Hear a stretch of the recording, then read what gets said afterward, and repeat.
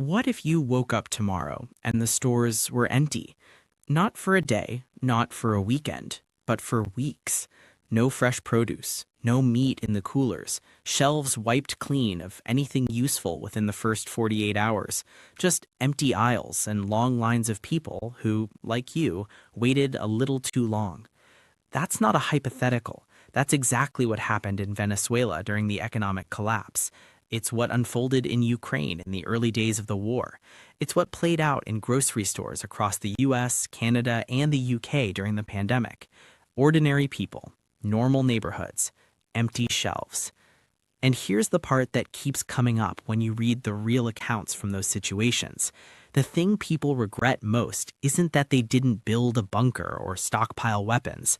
It's that they didn't grab a few extra things on their regular grocery runs when everything was still completely normal. Boring, everyday items, stuff that costs almost nothing, things that sat right there on the shelves and never got picked up. That's what this video is about. We're walking through 15 realistic, proven items that ordinary people in real crisis situations wish they had quietly stocked up on before things got difficult. Every single one is practical, affordable, and available at any grocery or hardware store. We'll cover what each item does, how long it lasts, how to store it, and why it consistently shows up as one of the most valuable things a person can have when normal supply systems start to break down. And whatever you do, don't leave before the final item.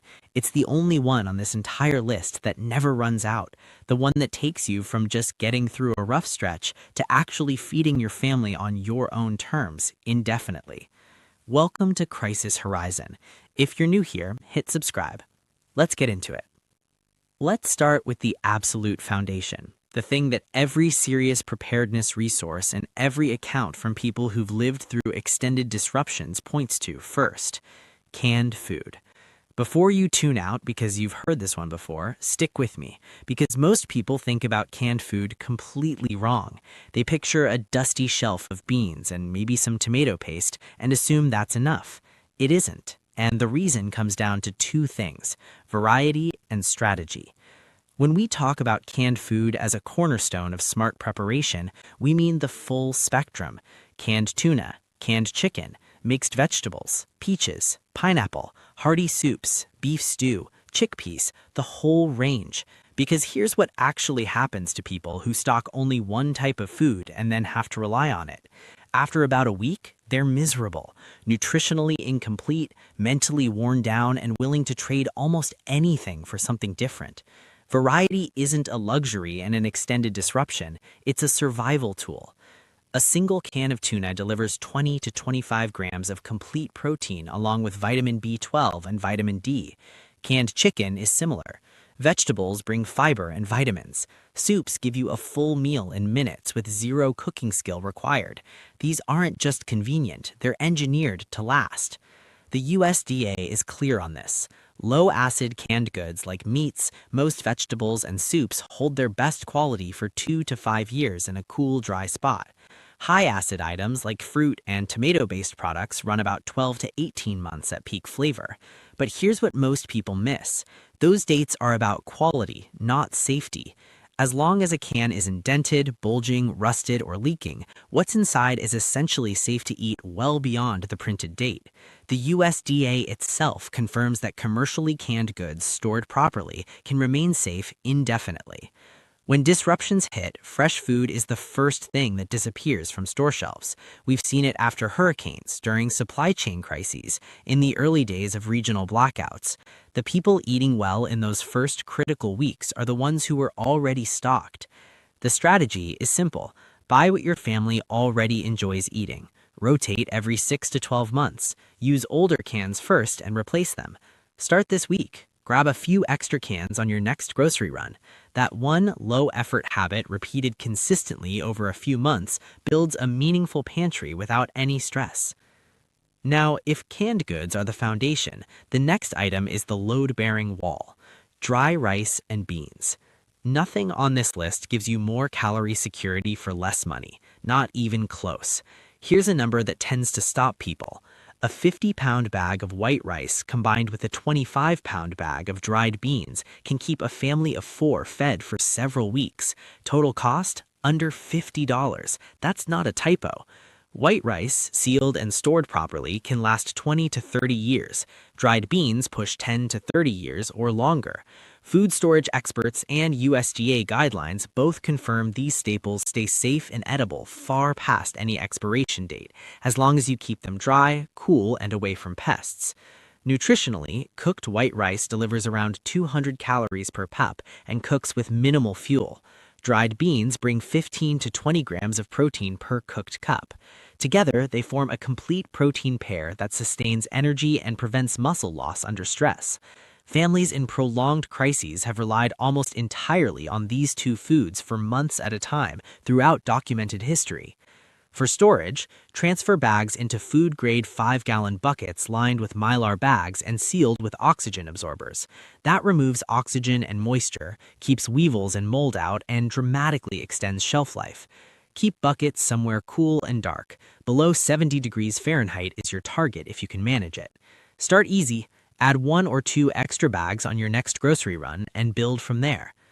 Now here's the item most people completely overlook, the one that has been more fought over throughout human history than almost anything else on this list, and it's sitting in your grocery store right now for less. Salt. Pure salt doesn't expire, not in any meaningful sense. The USDA and major manufacturers like Morton both confirm that plain salt has no real expiration date because it simply doesn't support the microbial growth that causes spoilage. Iodized versions may see a gradual decrease in iodine content over about 5 years, but the salt itself stays perfectly functional for flavoring, preservation, and health purposes far longer than that. Roman soldiers were literally paid in salt. That's where the word salary comes from. During the Civil War, salt works were prime military targets because armies couldn't preserve meat and function without them. In Venezuela's hyperinflationary period and Ukraine's early war disruptions, salt's role in curing food and replacing electrolytes made it one of the most sought-after commodities the moment fresh supplies disappeared. On a practical level, your body needs roughly 500 milligrams of sodium daily. But when you're eating bland, stored food for weeks and managing high stress, proper salt intake improves taste, boosts morale, and helps prevent dehydration. For actual food preservation, curing meat, making pickles, fermenting vegetables, you'll go through considerably more, which is exactly why bulk storage makes sense. Buy plain salt in 25-pound bags, repack into airtight containers. Mason jars, Mylar bags, or plastic buckets with tight lids all prevent moisture clumping. Label small portions for potential barter. A few pounds in a sealed bag can trade for fresh eggs, produce, or other necessities when supplies run thin. And speaking of things that quietly become more valuable than almost anything in a crisis, let's talk about morale, because people don't discuss it nearly enough in survival situations. When the grid is down, stress is high, and meals are repetitive, something as simple as a spoonful of honey on plain bread or a cup of sweetened tea becomes genuinely important. Not as a luxury, as a psychological anchor. That's where sugar and honey earn their place on this list. Granulated white sugar stored dry and away from contamination lasts essentially forever. Domino sugar and other manufacturers confirm it doesn't support microbial growth and remains safe indefinitely under proper conditions. Honey goes even further. Archaeologists have found perfectly edible honey thousands of years old in ancient tombs. It crystallizes over time, which can look alarming, but it doesn't ruin it. Gently warming it returns it to liquid completely. A single tablespoon of honey delivers around 64 calories and 17 grams of fast-absorbing natural sugars your body can use almost immediately to fight off fatigue. Honey also brings antioxidants, trace enzymes, vitamins, and minerals that support your immune system when you can least afford to get sick. Its natural compounds support serotonin production, which helps stabilize mood under prolonged stress. Don't underestimate that.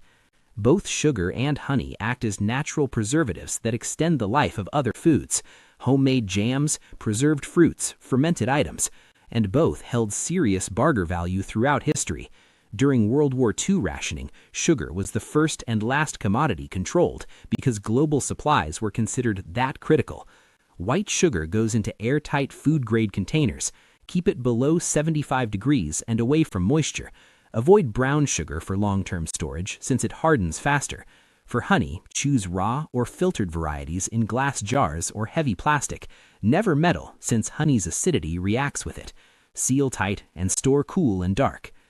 Now let's talk about water, because everything we've covered assumes you have something safe to drink, and that assumption fails faster than most people realize. In the first few weeks of any serious disruption, waterborne illness kills and sickens far more people than starvation does. It's not even close. Clean water is the single most urgent physical need after shelter, and municipal water systems are often among the first infrastructure to fail when things deteriorate. Water purification tablets, typically chlorine dioxide or iodine-based, are compact, cheap, and extraordinarily effective. A single small bottle of 50 tablets can treat hundreds of gallons, enough for a family for several weeks. Military-grade and EPA-registered options work against bacteria, viruses, and protozoa, including Giardia and Cryptosporidium.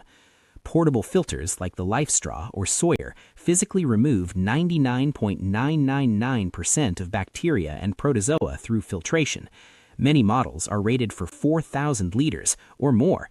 That's years of daily use from a device that fits in your pocket. CDC data shows waterborne illness spikes dramatically in disaster aftermaths. After hurricanes, floods, and grid failures, rivers, lakes, and even standing rainwater can carry pathogens that cause severe dehydration at exactly the moment your body is least equipped to handle it. Stock both. Tablets work fast without pumping and are dead simple for on-the-go use. Filters taste better for daily drinking and provide ongoing capacity without restocking. Keep tablets in their original sealed bottles away from heat and humidity. Test both now before you need them so you're not figuring out the process under pressure. Now, the next item costs about $4, and it does things most people have no idea it can do. Plain, unscented household bleach, standard 5 to 6% sodium hypochlorite, the kind you walk past every single week at the store. The CDC and EPA both provide specific guidance on using bleach to disinfect water. 8 drops per gallon of clear water, 16 drops for cloudy water after filtering through a clean cloth. Wait 30 minutes. That process kills most bacteria, viruses, and protozoa responsible for cholera, dysentery, E. coli, and typhoid. Exact illnesses that historically tear through populations when sanitation fails. Beyond water treatment, a diluted bleach solution sanitizes dishes, disinfects surfaces, decontaminates medical tools, and can clean wounds in emergencies when nothing else is available. During Hurricane Katrina and similar large-scale events, bleach was among the most urgently requested items, precisely because it addressed both drinking water safety and hygiene threats at the same time. Bleach loses about 20% strength per year after opening. Rotating annually keeps it at full effectiveness. Store in original opaque containers in a cool, dark place. Write the purchase date on each bottle. Tape the CDC mixing ratio directly onto it so you never have to calculate under pressure. Now let's shift to the category that disappears from stores almost as fast as food does, and that people consistently underestimate until they're doing without. Instant coffee and black tea. This one surprises people new to preparedness thinking, but it shouldn't. Caffeine is deeply habitual for a huge portion of the population, and in a crisis, habits become lifelines. A hot cup of something familiar when everything around you is unpredictable isn't just comfort, it's a psychological anchor. And that psychological value translates directly into barter value. A single cup delivers 40 to 100 milligrams of caffeine, which sharpens focus, reduces perceived fatigue, and maintains cognitive performance during long, stressful days with limited food variety. Those aren't small benefits when you're managing a difficult situation day after day. Instant coffee stored in its original sealed jar can maintain quality for 2 to 20 years depending on packaging. Properly sealed, it stays safe and flavorful indefinitely if kept cool and dry. Black tea bags follow a similar pattern, lasting 18 to 36 months at peak strength, but remaining drinkable for years beyond that. In Venezuela's hyperinflationary period and Ukraine's early war disruptions, sealed coffee jars and tea boxes were among the first non-essential items to gain barter status. Not because people couldn't survive without them, but because they offered something no amount of beans and rice could replicate: a moment of normalcy. That has real, tangible value. Choose freeze-dried instant coffee or plain black tea bags. Avoid flavored varieties since additives shorten shelf life. Store in airtight mason jars or mylar bags inside food-grade buckets to block moisture, light, and air. Keep below 70 degrees. Portion extras into small Ziplocs for easy one-for-one trades. Toilet paper. I know, you've heard the COVID jokes, but those jokes are funny precisely because what happened was real. Shelves were completely empty within days. That wasn't a fluke or an overreaction. It was a preview of how fast a single high-demand item vanishes when supply chains even briefly stutter. In every supply disruption, every hurricane aftermath, every regional blackout that stretches beyond a few days, toilet paper is consistently one of the first items gone and one of the last to be restocked. Unopened rolls have an essentially indefinite shelf life when kept dry. We're talking decades without meaningful degradation as long as moisture, pests, and extreme heat stay away. The average person uses roughly one roll every 5 to 7 days. A family of 4 can go through 20 to 30 rolls per month. Without reliable restocking, the alternatives people resort to are uncomfortable, often unsanitary, and create secondary hygiene problems that compound into real health issues over time. From a barter standpoint, toilet paper is almost uniquely valuable because everyone needs it, without exception. No age limit, no dietary restriction. In documented barter scenarios from economic hardship zones and disaster areas, individual rolls and small multi-packs have traded for food, batteries, fuel, and medication. Buy the largest bulk packs available at warehouse stores. Unscented, standard 2-ply stores efficiently and has the broadest possible trade appeal. Keep everything in sealed bins or large trash bags somewhere dry. Pre-bundle groups of 4 to 6 rolls in Ziplocs for barter. Add 1 extra bulk pack each shopping trip until you have a few months' worth on hand. Bar soap and toothpaste. I know, you've heard the COVID jokes, but those jokes are funny precisely because what happened was real. Shelves were completely empty within days. That wasn't a fluke or an overreaction. It was a preview of how fast a single high-demand item vanishes when supply chains even briefly stutter. In 2 weeks of a power outage, water pressure is inconsistent, stores are running low on everything, and the last thing most people thought to stock is soap and toothpaste, which means they're already gone. The health stakes here are not trivial. The CDC notes that inadequate hand washing is a significant driver of both gastrointestinal and respiratory illness spread. In a crisis where medical resources are strained, a preventable infection from poor hygiene becomes a genuinely serious problem. 1 bar of plain soap used carefully lasts one person 4 to 8 weeks for hand washing, body cleaning, and basic laundry. A single tube of toothpaste covers one person for 2 to 4 months with conservative use. Untreated dental infections are not minor inconveniences. Oral abscesses become genuinely dangerous, potentially life-threatening, when there's no dentist to call and no pharmacy to visit. Plain unscented bar soap without heavy additives can last 2 to 5 years under normal storage conditions. Many users report bars remaining effective for a decade or more when kept sealed and away from moisture. Toothpaste in sealed tubes typically holds quality for 2 to 3 years past its printed date without losing cleaning ability or fluoride effectiveness. In refugee camps, disaster zones, and economic shortage situations worldwide, soap and toothpaste consistently rank among the most requested barter items, not just for hygiene, but because they restore a sense of dignity and normalcy in otherwise chaotic conditions. That psychological value has real trade value. Choose basic, unscented bar soaps without moisturizers or fragrances. Ivory or generic bulk bars are ideal. Go with standard fluoride toothpaste in large family tubes or multi-packs. Store in cool, dry, sealed bins away from bathroom humidity. Wrap individual bars in wax paper for easy portioning. AA and AAA batteries, plus a small solar charger. The scramble for batteries in a blackout is immediate and intense. People who would normally never trade anything suddenly start negotiating for a fresh pack of AA's. That's how important they become the moment the grid goes dark. Standard alkaline AA and AAA batteries maintain a shelf life of 5 to 10 years when stored properly. Energizer and Duracell both confirm their alkaline batteries lose only about 2 to 3% capacity per year at room temperature and perform even longer in cooler storage. They power flashlights, emergency radios, small fans, certain medical devices, and countless other battery-operated items that become essential in an extended outage.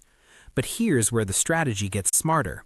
Pair your alkaline stockpile with rechargeable NIMH batteries and a small foldable solar panel. A 5 to 10 watt USB output solar panel costs around $20 to $40, weighs almost nothing, and lets you recharge batteries indefinitely as long as the sun is shining. That turns a finite consumable stockpile into an ongoing renewable power source. NIMH rechargeables last 3 to 5 years with hundreds of charging cycles. A single AA-powered LED flashlight can run 20 to 100 hours depending on brightness. A small emergency radio on intermittent use might stretch for weeks, delivering weather updates and critical news when cell networks are overwhelmed or down. During events like Hurricane Maria and widespread winter storms, batteries were among the fastest depleting and most desperately traded items, often exchanged for food because immediate light and information were worth more in that moment. Store alkalines in their original packaging inside airtight containers in a cool, dry location. Keep your rechargeable set in the solar charger and run a quick test monthly. Pre-portion extras into small bags of 4 to 8 batteries for easy barter. Lighters and waterproof matches. There's something fundamental about fire that modern convenience has let us forget. We have gas stoves and electric ranges, so the idea of needing to make fire feels distant. Take those away and fire becomes the most important tool you have, for cooking, for boiling water to purify it, for warmth, for signaling, for keeping morale alive when everything feels uncertain. A single standard lighter can produce around 3,000 sparks, or roughly 1 hour of continuous flame. Stored in cool, dry conditions, they function reliably for years. Waterproof matches, sealed in their original containers, last a decade or more without losing strike reliability in wet or windy conditions. For barter purposes, lighters may be the single most universally coveted small item in any disruption scenario. Compact, lightweight, instantly understood and needed by absolutely everyone, regardless of age or background. In economic collapses and conflict zones, single-use lighters have been traded for significant quantities of food. Buy in bulk, large multi-packs of lighters and several boxes of waterproof matches. Store in Ziploc bags or small sealed containers to keep them dry. Keep a portion specifically set aside for trade while maintaining a comfortable personal supply. Now we get into the items that separate people who just get through a difficult stretch from those who genuinely thrive on the other side of it. Basic first aid supplies and over-the-counter medications. Most beginners underestimate this category until they're staring down a minor injury or a fever with no pharmacy within reach. In any sustained disruption, access to medical care and basic medications can drop to near zero faster than almost anyone expects. And it's not dramatic injuries that cause the most suffering. It's the ordinary stuff: a deep cut, a climbing fever, a stomach illness spreading through the household. Your core wound care kit should cover adhesive bandages in multiple sizes, sterile gauze, medical tape, antiseptic wipes, and a broad-spectrum antibiotic ointment. Beyond wound care, the OTC medications that cover the widest range of crisis situations are ibuprofen and acetaminophen for pain and fever, antihistamines for allergic reactions, antidiarrheal medications, and antacids for digestive stress that comes with an abrupt diet change. Oral rehydration salts deserve special mention. Those small packets that mix into water and replace electrolytes lost through severe vomiting or diarrhea can be literal saviors when IV fluids aren't available. They're cheap, compact, and almost universally overlooked. Many OTC medications retain significant potency well past their printed expiration dates when stored cool and dry. Rotate every couple of years by using and replacing. Store everything in a waterproof, clearly labeled container you can grab quickly. Inventory it twice a year. In barter situations, common medications, especially pain relievers, carry extremely high trade value because demand is universal and supply disappears early in virtually every documented disruption. Duct tape. This might seem like a step down from medical supplies, but stay with it because duct tape might genuinely be the most versatile item on this entire list. What a first aid kit does for your body, duct tape does for everything around you. In any prolonged disruption where you can't order replacement parts or call a repair service, the ability to improvise and patch becomes priceless. Duct tape can patch holes in tarps, tents, clothing, and footwear, temporarily seal broken windows against weather, hold together cracked containers, repair split bags, reinforce handles, brace improvised splints, seal drafts around doors and windows to conserve heat. Aid workers and military units in disaster response consistently cite it as among the most indispensable items in their. Standard duct tape provides maximum adhesive strength for roughly 2 to 3 years, but remains functional for many years beyond that in most practical applications. Store in a cool spot away from direct sunlight and heat.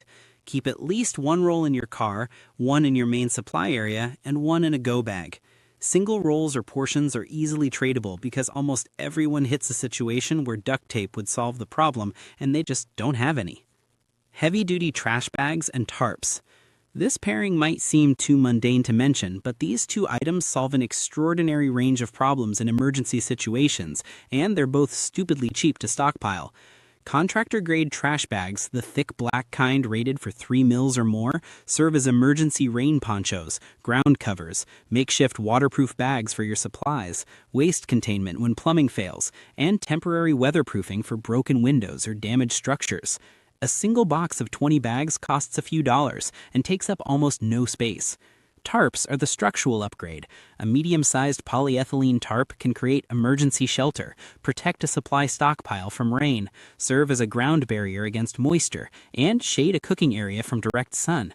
Both items appear consistently on supply request lists after hurricanes, floods, and earthquake events, specifically because shelters get damaged and municipal waste systems go offline simultaneously. Buy several boxes of heavy contractor bags and 3 to 5 tarps in various sizes. Store flat in a dry location. These are inexpensive enough that there's no real reason not to have them on hand before you ever need them. And now, the final item, the one I told you not to skip at the beginning, the one that is categorically different from everything else on this list. Heirloom Seeds. Here's the distinction that changes how you think about preparation entirely. Every other item we've covered manages a finite supply. You have 200 cans of food. You use them, they run out. You have 50 pounds of rice. It lasts years, but eventually it's gone. Even the bleach, the batteries, the medications, all of them deplete. With every other item on this list, you are always counting down towards zero. Heirloom seeds are the only item on this list that is genuinely self-renewing. One successful planting gives you food. Saving the seeds from that harvest gives you next year's planting, and the year after that, and the year after that, indefinitely. That is a completely different category of preparedness. It's not managing scarcity, it's escaping it. Heirloom seeds specifically, as opposed to hybrid or GMO varieties, produce plants whose seeds you can harvest and replant with the same results. Hybrids often don't breed true from saved seed, which means you'd keep needing to buy new ones. Heirlooms close that loop entirely. A basic heirloom seed kit covering tomatoes, beans, squash, carrots, lettuce, kale, radishes, and herbs costs roughly $20 to $50.